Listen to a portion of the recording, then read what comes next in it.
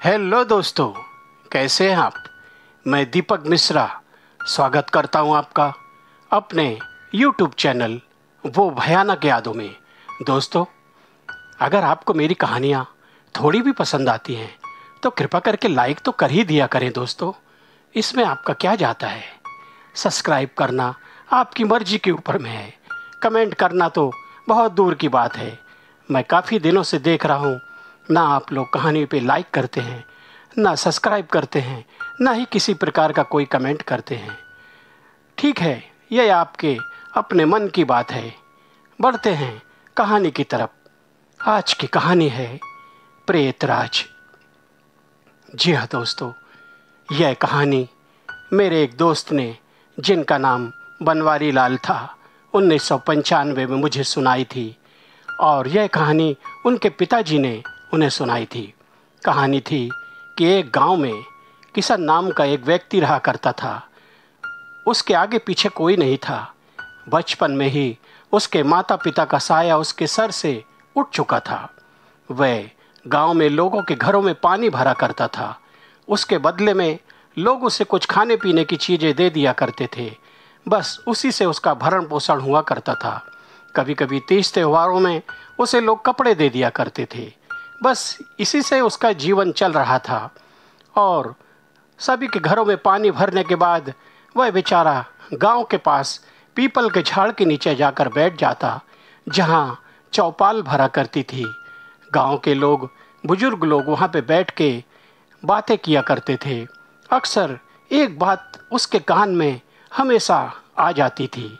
लोग कहते थे, भैया, वह जो हमारे जंगल के अंदर भगवान शिव का मंदिर है ना, जहाँ नीचे नदी बहती है, जिसकी सीढ़ियाँ 101 है, और उसी के सामने एक प्रेतराज मंदिर है। हाँ भैया, अरे काहे को नाम ले रहे हो, वहाँ तो दिन में भी जाना ठीक नहीं है। सुना है वहाँ भयानक भयानक आवाज़ें आया करती हैं, और तो और काफ़ी जहरीले जानवर और सांप बिच्छू भी वहाँ रहते हैं। नहीं भैया, हम तो कभी उस तरफ जाते नहीं हैं, और वहाँ दिन में भी अंधियारा रहा करता है।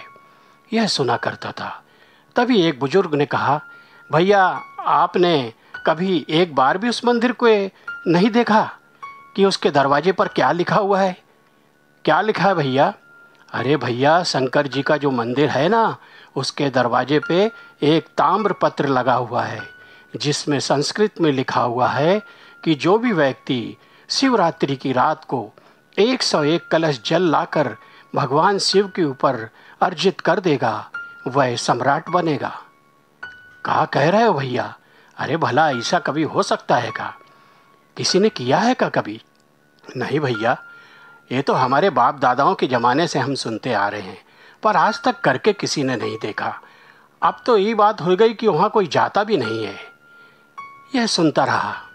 इसने सोचा, अरे इन लोगों ने तो कभी ये सब काम किए भी नहीं, और ऐसी ही सब बातें ही हैं लगता है। ये देखो, मैं लोगों के घरों में पानी भर रहा हूँ। करोड़ों लीटर पानी आज तक लोगों के घरों में भर चुका हूँ। हाँ, ये ज़रूर है कि मैं पानी तो उसी नदी से लाता हूँ, लेकिन मैं उस शिव मंदिर की तरफ जो जंगल में है वहाँ कभी नहीं गया। एक दिन की बात है, रात को इसने एक स्वप्न देखा। स्वप्न में वही भगवान शिव का मंदिर और सामने बना प्रेतराज का मंदिर इसे दिखाई दिया। यह झटके से उठ बैठा, आंखें मलने लगा। देखा कि सुबह के तकरीबन 4 बजने वाले हैं। मुर्गा बांग दे रहा था। इसने सोचा, अरे ये कैसा स्वप्न था। यह तो वही मंदिर दिखा मुझे, और वह सामने प्रेतराज का मंदिर। लोग कहते हैं प्रातःकाल का सपना सच होता है। कहीं कुछ मेरे साथ होने वाला तो नहीं है, या कहीं मेरे कान तो नहीं बज रहे। इसने इन बातों को झड़क दिया और लोगों के घरों में जाके पानी भरने लगा। पानी भरते रहा, लेकिन इसके मन में वही स्वप्न में दिखे हुए दृश्य याद आ रहे थे। आखिर शाम के समय यह वहाँ बैठे बैठे सोचने लगा, एक बात तो है, ये लोग कहानी तो जरूर सुनाते हैं। इनके बाप दादाओं ने भी इन्हें यह कहानी सुनाई भगवान शिव के मंदिर की, लेकिन उस काम को किसी ने आज तक किया नहीं। वह काम जो 101 कलश शिवरात्रि की रात को उस मंदिर में भगवान शिव के ऊपर अर्पण करने की, ये तो आज तक किसी ने किया ही नहीं। तो भला पता कैसे चलेगा? किसी चीज की परीक्षा तो तभी होती है ना, जब उसे करके देखा जाए। बस इसका मन जागृत हो उठा। इसने सोचा, लोगों के घरों में तो पानी हमेशा भरता हूँ, शिवरात्रि की रात को उस तालाब में जाके उसमें से 101 कलश जल भगवान शिव के ऊपर विसर्जन कर दूंगा, तो हो सकता है मेरे कुछ काम बन जाए, मैं धनवान बन जाऊं। इसके मन में लालसा उठी। यह बहुत ही प्रसन्न हुआ, बोला, मैं यह कार्य अवश्य करूंगा। बस यह शिवरात्रि का इंतजार करने लगा। धीरे धीरे शिवरात्रि का समय नज़दीक आ गया। जिस दिन शिवरात्रि आने वाली थी, शाम के समय ही यह एक कलशा लेके उस जंगल की तरफ चल दिया। और उस जंगल में जाकर इसने देखा, बस अभी शाम होने वाली है, सूर्यास्त होने वाला है। जैसे ही सूर्यास्त हुआ, कुछ ही देर में यह 101 सीढ़ी नीचे उतरा और पहला कलश इसने भरा और 101 सीढ़ी चढ़ के बड़ी श्रद्धा से, बड़ी प्रसन्नता से भगवान शिव के पिंड के ऊपर अर्पित कर दिया। फिर उतरा, फिर इसने जल लिया और फिर ऊपर जाके बड़ी ही श्रद्धा से वह जल अर्पण कर दिया। लेकिन कहते हैं ना दोस्तों, किसी बड़े काम को या किसी ऐसे कार्य को जब सिद्धि प्राप्त होने वाली होती है ना, तो पड़ने लगते हैं विघ्न। वही हुआ। सामने प्रेतराज ने अब इसकी परीक्षा लेने का मन बना लिया।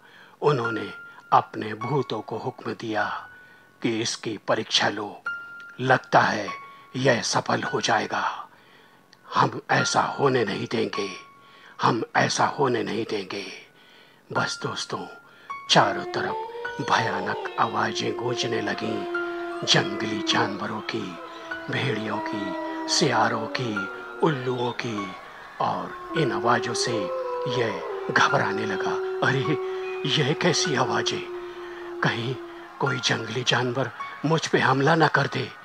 और ये कैसी आवाजें हैं? ये तो लगता है भूत प्रेतों की आवाज है। और अदृश्य साए इसे दिखाई देने लगे। लेकिन इसने अपने मन को पक्का किया।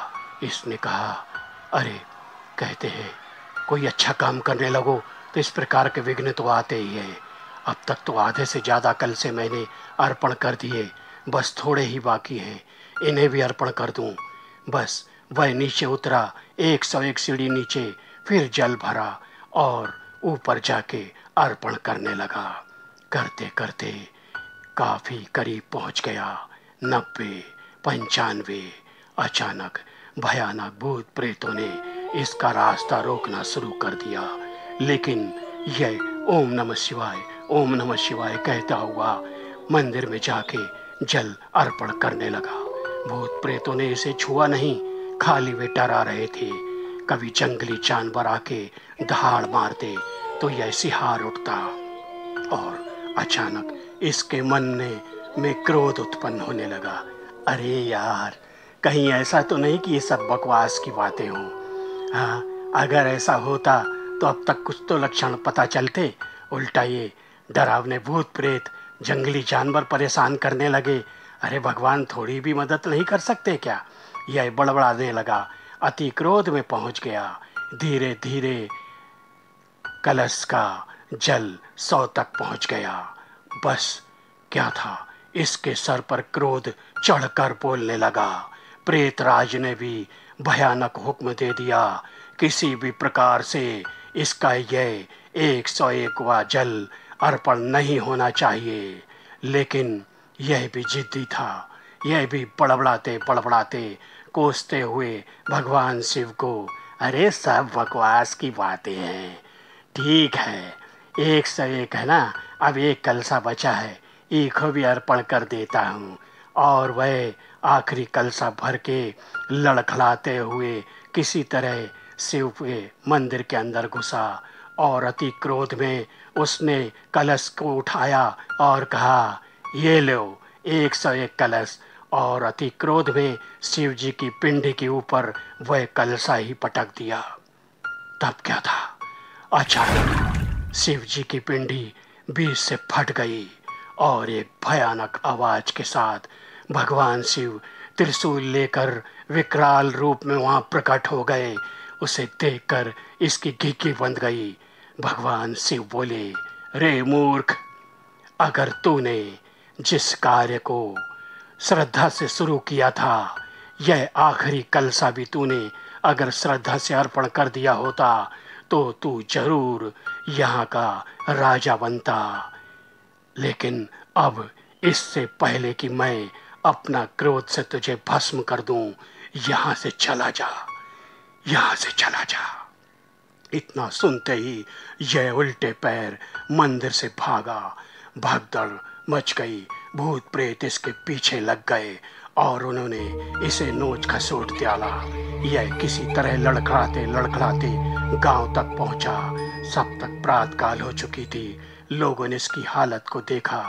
यह बड़बड़ा रहा था, नहीं, मुझे छोड़ दो, मुझे छोड़ दो। लोगों ने कहा, अरे क्या हुआ भैया, क्या हुआ, कहाँ गए थे, यह तुम्हारी हालत कैसे हो गई?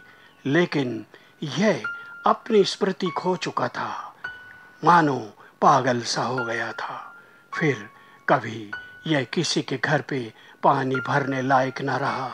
यह पागलों के जैसे गांव में बड़बड़ाता फिरता और रात को उसी पीपल के झाड़ के नीचे बैठ के उसी मंदिर की तरफ ताकता रहता। तो दोस्तों, कहते हैं ना, अगर किसी चीज का हम संकल्प करते हैं तो उसे पूरा करना चाहिए, वरना उस संकल्प को नहीं करना चाहिए। कहने का मतलब यह है, जिस कार्य को श्रद्धा से शुरू किया जाए उसे श्रद्धा से ही पूर्ण भी करना चाहिए। इससे हमें भगवान उसका फल अवश्य देते हैं। तो कैसी लगी कहानी? अगर अच्छी लगी हो तो लाइक, शेयर, कमेंट और सब्सक्राइब अवश्य कर देना दोस्तों। बस यही आपसे विनती है। फिर मिलेंगे।